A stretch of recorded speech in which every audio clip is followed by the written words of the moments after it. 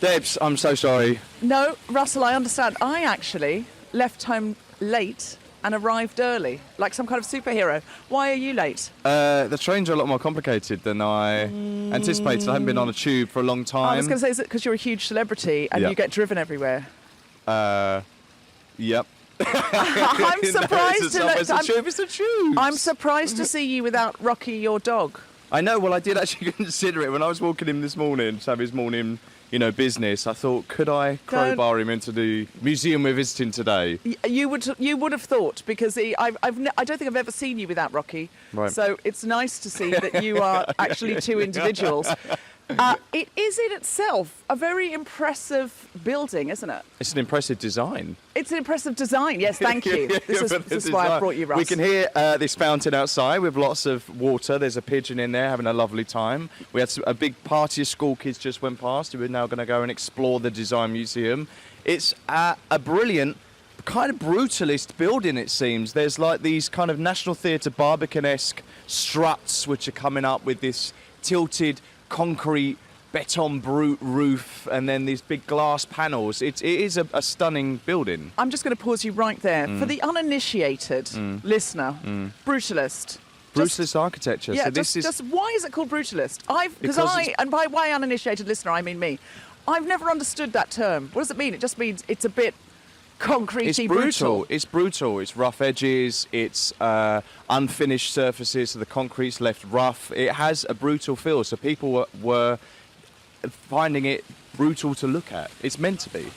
I love the fact that people get so angry about it. So I think we should go in, and Okay. as we go in, I'd like you to admire the fact that I thought about design when I got dressed this morning. Yeah, you look like a really nice piece of furniture.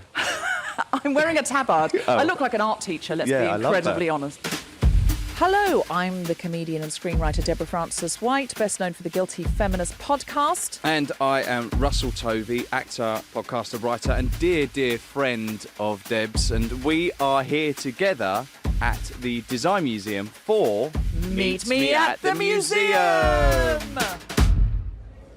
Hello, welcome to the Design Museum. Thank you. What's your name? Phoebe. Thank you, Phoebe. I'm Russell. This is Deb's. So I've got a National Art Pass. Does it get me anything here? We're always on the hustle. It does indeed. So we are a free museum, open to all, but your art pass gets you 50% off our paid exhibitions. Oh, right. Well, Very good. we love a bargain. Any discount in the bookstore or the gift shop? Not that I'm aware of. Okay, that's but fine. you could always give it a try with retail. Always. Russell on the hustle. That's what they call him. So we have walked in and there are these massive terrazzo kind of tiled concrete floor. It is like a cathedral in here in the height. And again, you can see the design from the outside that's kind of come into the inside as well. It's a beautifully high, spacious building. The ceiling is impressive. I feel like I'm Spider-Man and I could just leap up into that web in the corner. Yes. And there's something... Just hang out there in your tabard? There's something of the superhero to this space. It makes me feel... A cathedral makes me feel small, Yes. and it's just meant to because Yes. of the might of God. Absolutely. But this makes me feel like a superhero, like I could fly to the ceiling. What an amazing feeling. I've got it right now. It's a tingle. Well, yes, I can see it in your eyes. I wanted to come to the Design Museum because I love art, but I am very interested in how art can be integrated into our everyday life, how art can be functional, how functional things can be creative and beautiful. Bauhaus movement. And, well, exactly, this is why I've brought you, Russ. It's a tactical error on my part because most people bring someone less famous than them, like their auntie or their friend. I have brought someone more famous than me, which is a bit irritating of me. I've realised now I'm a bit irritated by myself doing that. I'm like, no, I should have brought someone no one's ever heard of.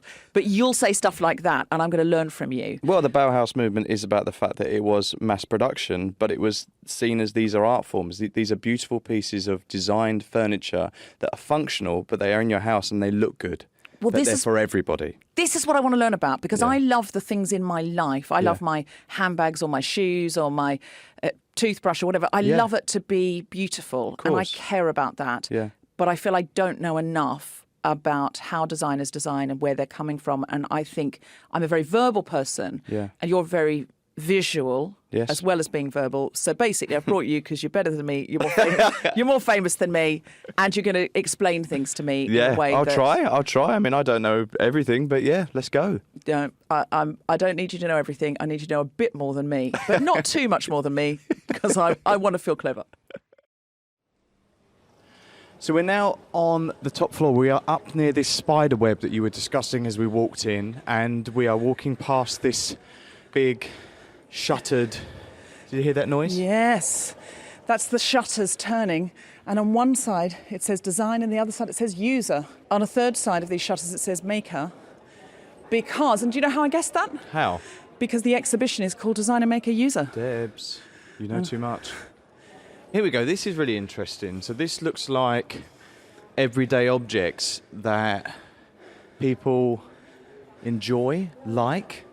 What have we got here? These are like, there's your vacuum cleaner there. There's a hot water bottle, an old Nokia. I remember that one. This is like a whole wall of nostalgia. Vogue magazine. Yes. Here we go. So what does design mean to you? We asked you to tell us about the designs that are important to you. We were looking for affordable, everyday designs that meant something special. This crowdsourced wall is a result. Some things are here because they do their job well. Some have been nominated because they are beautiful. Others carry special personal memories. Well, that Nokia carries a lot of memories for me. Yes. Underground sign. I was nervous of going to a smartphone because I could text so quickly on a Nokia. Yeah, with your eyes closed. Predictive text. Predictive text. I used to do that as a party trick. I could do the predictive. Now I wouldn't be able to, of course.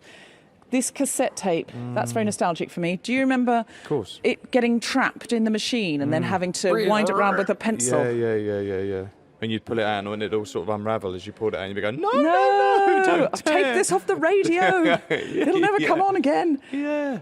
You could spend hours just staring at this wall and breaking down what we're seeing in front of us. You really could. But I love that this is crowdsourced because this really speaks to the fact that there is design in our everyday life. And just because something isn't designer, i.e. some fancy people haven't decided that this is another level of design that somehow deserves a much higher price tag, it doesn't mean that everything in your life isn't designed in some way or another. It is.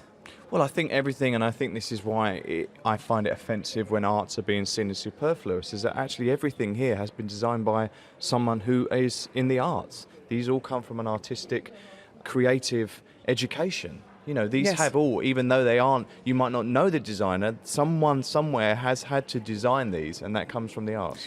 And that means they've had to question what's there and say what could be there. Yeah. We think of technology now as our laptop that won't work, but in fact, a chair is technology. Absolutely. And the very first person who invented the chair must have said, there must be something better than the ground. And probably other, I don't know, primitive cave people said, what's wrong with the ground, mate? Is it too good for you? Yeah. You know, how come you need... fancy. Somebody had to sit on a rock and think this would be more comfortable if it had a back. Yeah. I don't know that that's exactly how it happened. I am making this up. No, I think it might be. But it must have. It must have, in some way or another, someone must have questioned what was there. Exactly, like we're questioning what was there now. I love the way that you find art so delicious and so exciting, but you don't make me feel patronised like a straight man would. Right. Well, it's because I'm a gay man, but also it's, art for me is everything. I find it so intoxicating. I find it fun. I get so excited, as I was saying, walking into the Design Museum today. I get so excited about being around creativity on that level that I've always been, whenever it comes to art things, sort of felt like shut out, felt like it's a members club, felt like it's elitist. But actually, when you realise that people are making work for you, they're not making it for rich collectors or to go on gallery walls. They want to connect with as many people as possible, and you realise that these artists are doing it for you and these designers are doing it for you, then you think, oh, right, it's for me. I'm allowed in. And the thing about art is that what I always say is that it is just a different form of storytelling. We're used to watching a movie. We can critique movies. We can break it down, the direction, the score, the acting. We can read books. We like their writing. We like their dialogue. We listen to music. I don't like this song. Video games, kids. We get it, but we haven't got the medium of art accessible to us to critique. Because it isn't something that's shown to us. So when you see it, you have no real comparisons. You have no understanding until someone says to you, this is how you should look at this painting. So we're going past a mosaicked wall that has design dates of relevance that are important for the history of design. Now, I love fashion. So for me, 1966, Mary Quant and the miniskirt is a big old deal. And look at her little pixie collar that she had, and the almost like a bowl haircut, like a page boy. Yes, yes, yes. And then we're seeing some video here, I think of pattern making, shoemaking, all sorts of designers. Absolutely. So yeah, this is we're going into this now, and it is basically saying that everything is design. We've got the London Transport Underground map, and obviously the design that went into that must have been extraordinary. I can't even imagine, because my mind doesn't work that way, how you would design the Underground, and then how you would design the Underground map, which doesn't really reflect the Underground. It reflects how you use the Underground. So that takes a very different sort of mind than mine. Yeah, I think this was made in the late 1920s after decades of growth and a series of mergers. It was a network that was very complex, as you said, but it has been created in this kind of conventional map. It was made in 1931 according to the sign. You learn a lot here at the Design Museum. Oh yeah, there's a lot of signage. A lot of signage, but I would imagine not all of these tube stops were on it then. No, we've seen a lot. I mean, a lot of tube stops are missing from the one we're looking at here. But we've got someone in front of us here who could tell us all about it. Who are we talking to? Hi, my name's Tom. I'm head of collections at the Design Museum. Great. And I'm very pleased to welcome you here. Thank you. Wonderful. So if you look after the collections, that we were just talking about this map, why for you do you think this is relevant for this exhibition? Because it's such an innovative take on an age-old problem. How can you make a transport system that's invisible, understandable and easily legible? Yes. And Harry Beck was a technical designer. He had training in drawing electronic diagram. And he thought, oh no, I can apply that to an underground That makes sense, map. because this looks like a microchip in Absolutely. some ways. So Harry Beck, thank you very much for making it simpler for us to get around in London. And also, it's iconic.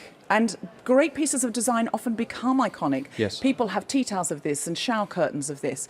And you recognise that anywhere you are in the world, you'll see it and you'll go, it takes you right back to the London Underground. Absolutely. And here we have New York, the subway in New York. Yes, again, Ironically, it didn't take off. It didn't take off. No. It didn't take off. No. It was seen too abstract, too complicated, so they So there's one next to it, and this is one that I'm used to. Yes, and this is one you get. But I mean, it is so intricate, and it does, when you do go to a new country and you see their metro system, their subway system, it takes a long time to acclimatise yourself to it. Absolutely. This one, the London one, came first. London was first to do this in the world. Absolutely. There we go. And it went global. Well done, London. We're proud of our home team. So when did you turn that light on inside of you and become an art collector? What was that turning point? I've always been a collector from growing up. I collected anything. I had rocks and minerals. I had phone cards. I had Star Wars So figures. you had your own museum in your bedroom at home? I used to have the kids from up the road come in, and they would look at everything in my bedroom. Did they bring I a placed national art pass? Yeah, and they got 50% off. So the entrance to my bedroom. But there used to be all bits and bobs and knickknacks, and my mum used to take me around. We'd go around boot sales, we'd go around Atlantiques markets, and that, again, grateful to my mum, because she was always encouraging, always like feeding my enthusiasm. Me going to like a Saturday boot sale with my mum to rummage through boxes of stuff gave me the biggest pleasure. That's interesting, because that's like a local museum in a way, a car boot sale. Yeah. Because a car boot sale or a jumble sale is a collection of what has been in someone's life. Yeah.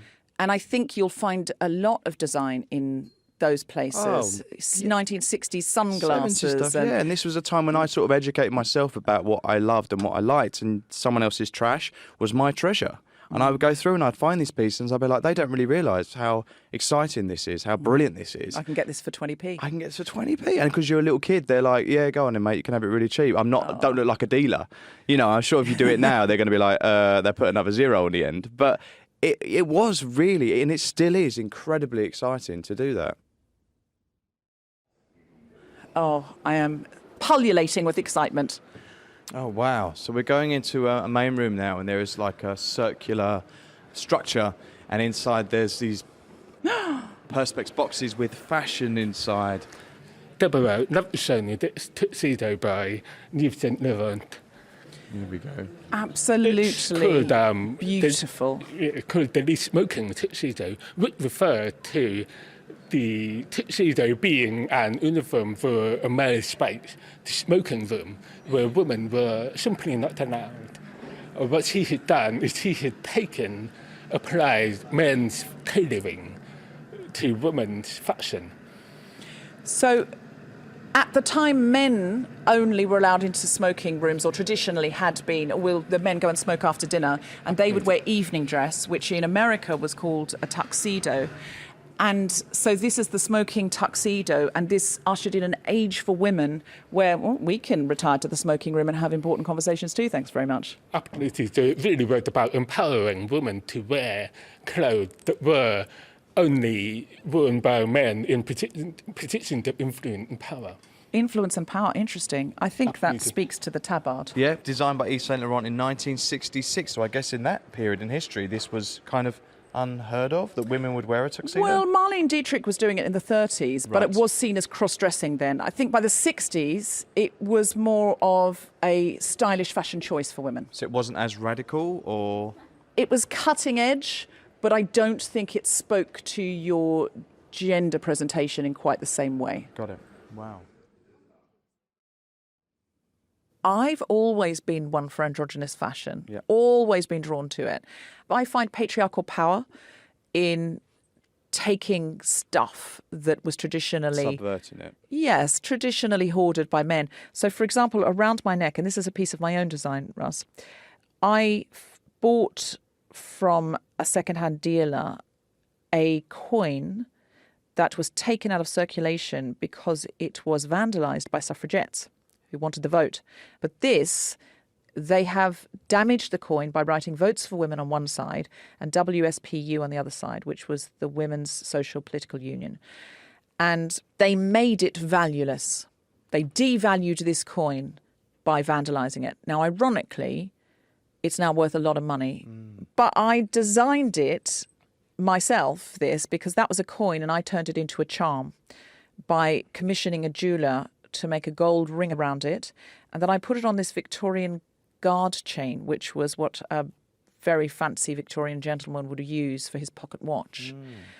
And that's my piece of patriarchal jewellery, because I've taken what the suffragettes damaged, made it into a piece of jewellery and stuck it on the end of a chain that some fancy Victorian man used when he was strutting around London thinking he and his would only ever own it. And now I do. Oh, we've got to look at these quickly. So we're going past a section here, and this is kind of crazy because this is our lifetime, but we're looking through all the generations of iPhones and iPods. And now these are seen as antiques, you know? But these were absolutely like cutting edge when these first came out. All of these iPod shuffles. I had one of these. I had it in a lime green. All of these beautiful colours. This is the kind of thing that makes me tingle. All of these beautiful colours together. Yes. I'm sure it's a hunter-gatherer thing from the time when I would have died if I hadn't collected the shiniest berries. Look, they've got the original Apple Mac there. The one that the iMac the as iMac. well. Everyone That had was such a beautiful design, beautiful the iMac. with that kind of clear plastic on the side. And the iBook. These were stunning. All the bright colours that Steve Jobs clearly loved. And Walkmans. Do you remember your Walkman? Yes, absolutely. Now, young people listening today, you will not remember this, but we used to carry cassettes around, and we couldn't have 1,000 songs in our pocket, like Steve Jobs offers us. We could have what was on the cassette until the batteries ran down. Yeah. And we'd walk around thinking we were cool as. Cool as. Cool as. I had ABBA Gold and Janet Jackson's single Together Again. So you say that so proudly. that's me. So we're just going past a film now that talks about the design choices and the history of design that goes through all of the what we were just talking about with the Apple Macs and with the iPads and iPods. And I love places like this in museums because you can sit and watch a little film, and it's an excuse to stop and rest. Yes, and there's nobody a bench stops there. you. There's a designed bench. Beautifully there. designed bench. Yes. Oh wow, this is a great room. We're now walking through a section, the maker section, parts a wall showing the evolution of technology and how different media are converging into the smartphone. So you see here, we've got the radio, we've got telephone, we've got calculator and computer, and in the middle is the smartphone, which is becoming. This is like a family tree we're seeing on the wall, which is a family tree of the smartphone design of what you're saying here. Cassettes, the way we're going from records here, like further back from records. I mean, I don't even know what that is. What was number 15? A transistor radio. So we're going all the way through up to the present day. And you know what? When you actually see it like this laid out in front of you, it's incredible, the development, and yet there's still more to go. You know, in 30 years, this is going to be twice the size. I love all of this, though. These old television sets. This one is what they imagined we'd be watching in the year 2021. That's right. Because it was like a space-age design, something you'd see on the Jetsons. Yeah, exactly. Yes, absolutely. Of course, we're not doing that. We've streamlined. It's not all round and boxy. No. It's flat, hangs on the wall like a picture, Exactly. like a piece of art. This Your is- television can be a piece of art now.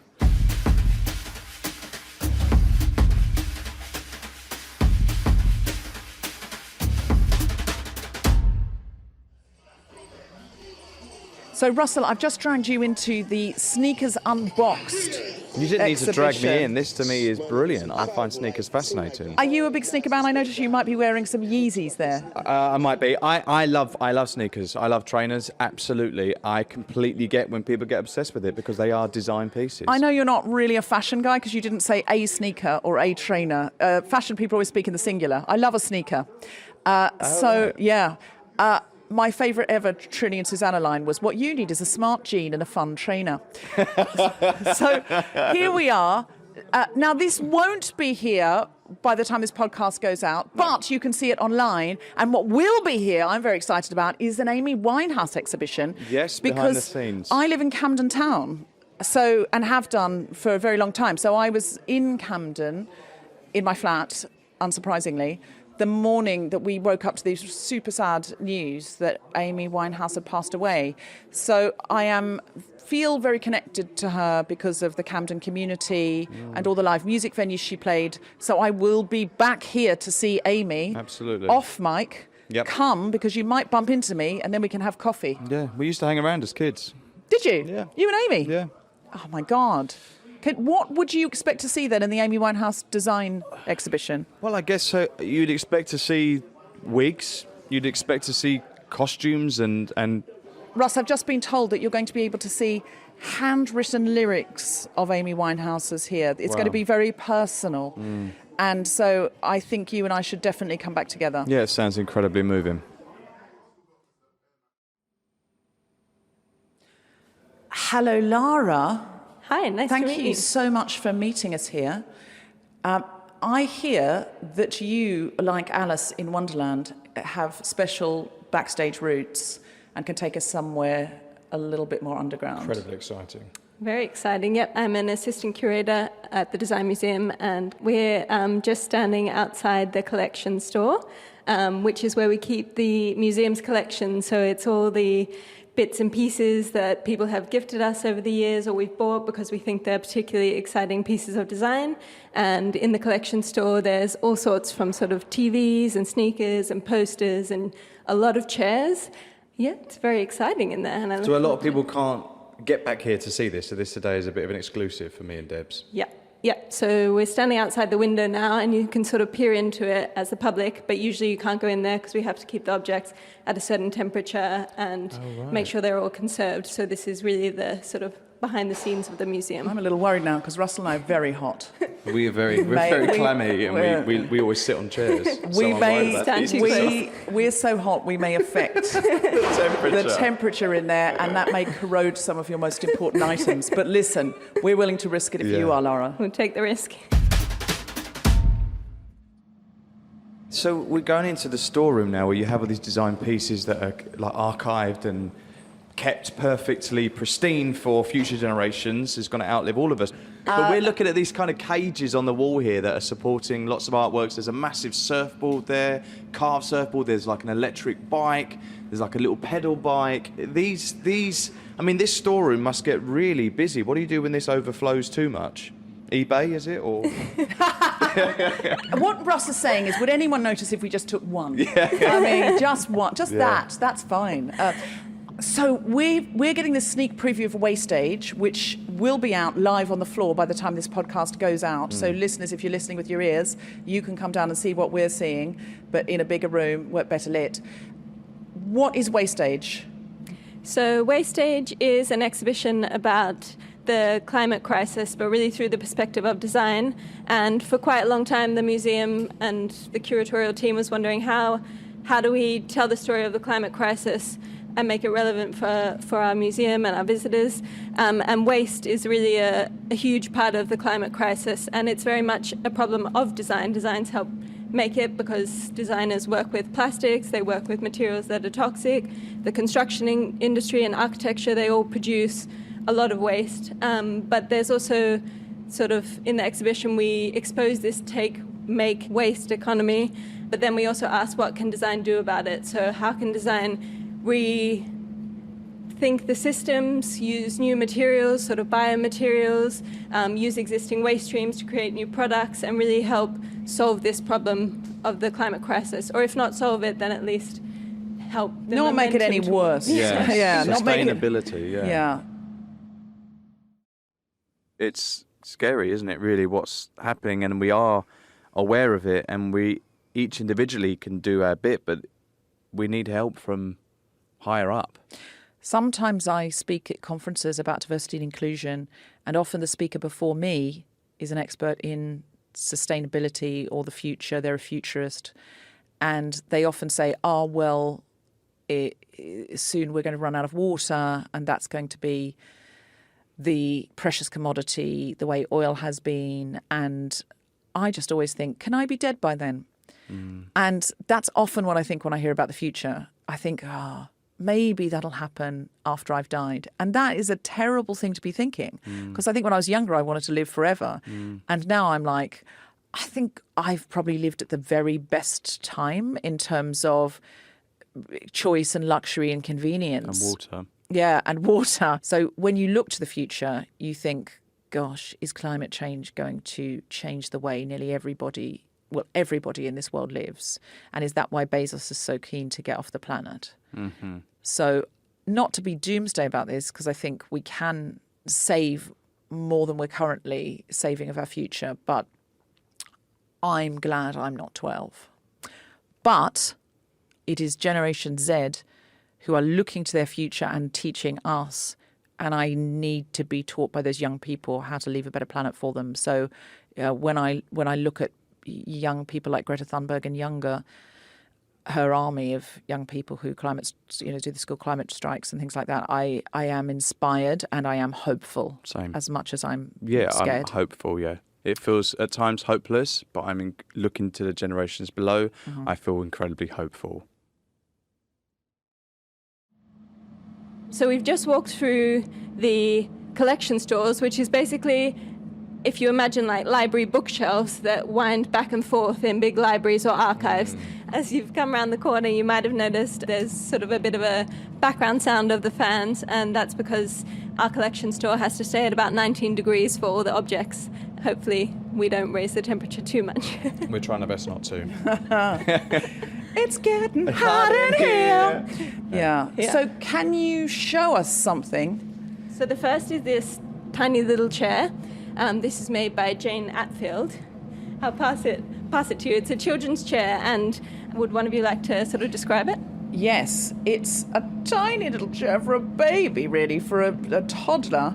And it's very multicoloured, and I'm intrigued as to what it could be made of. I think it looks like recycled bottles, or it's obviously a recycled object that's been made into furniture, so it's using our waste and then reconditioning it into something we could be. And you can see little fragments inside it of, what is it for, like glass? It's quite textured at points. Is it Yeah. old bottles? Have we guessed that It correctly? is, you have guessed it correctly. So Well sort done, of Russ. shampoo bottles, plastic bottles. But this chair was actually made in 1992. So it's one of the earlier examples of designers have actually been engaging with waste for quite a long time. We are seeing a lot of that now, though. People Yeah. like designers and everybody thinking about recycled bottles and putting them into furniture pieces. 1992 is very early to be thinking about this, because I don't Absolutely. think we were talking about holes in the ozone layer in the 90s, early 90s, but I don't think we were thinking like this, or certainly I wasn't, or it wasn't in the public imagination in the way that it is now. Wonderful. Tell us about this brick. Yeah, so this brick's quite interesting, and it also points to quite a lot of the challenge of Wastage. Is a lot of the objects just look pretty standard. This just, if you look at it, looks like a standard brick, but actually it's made from 90% recycled construction materials. Sort of telling exciting stories through everyday objects can be quite challenging, because you want the sort of sexy chairs or sexy sneakers, but everyday bricks, and these can have a huge impact because every year the UK construction industry uses, I think it's 2.7 billion bricks, and also knocks down a lot of buildings, and those bricks go to landfill. And so They just call it hardcore, don't they? That's what it's called. And Your boyfriend is in the construction industry and now becoming an architect. Yes. Is that correct? yes. Would he get very excited by these bricks? Absolutely. Would he- We're very excited. There's a company called Granby Workshop, which is in Liverpool, Okay. and they work with the Assemble, who won the Turner Prize a few years back, and they recycle construction materials into beautiful kitchen surfaces, Yeah. fireplaces, tiles, and they look stunning. And these are things that you want to live with, but they come from a basis of sustainability. Not to Yeah. make you sound inaccessible, but you are doing up a house in Margate. Yes. Are you using this kind of recycled and As much as sustainable possible, we're material? going to salvage yards and finding the original bricks that have been sat there. As much as possible, we're using the materials that are local to the area or that have been discarded and bringing them back and putting them back into the house. So these things would be amazing. I notice you've got 3 of these bricks. Could Russell have one for his Margate artist I need mansion? the yellow one, His yes. art critic mansion.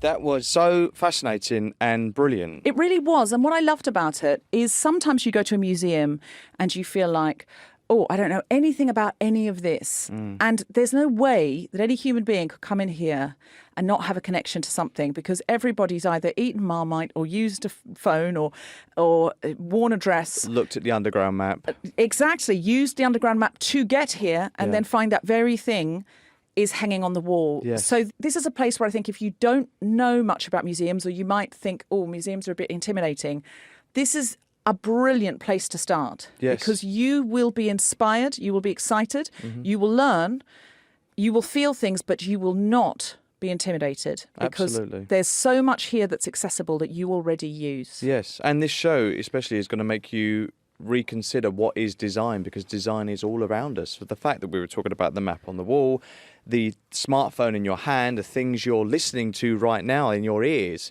it's all comes from design, and it's all been there, designed by someone for us, and it keeps developing and changing. And just to see that the history and the family tree of development of technology, especially in design, is fascinating. Artists are so often ahead of the curve.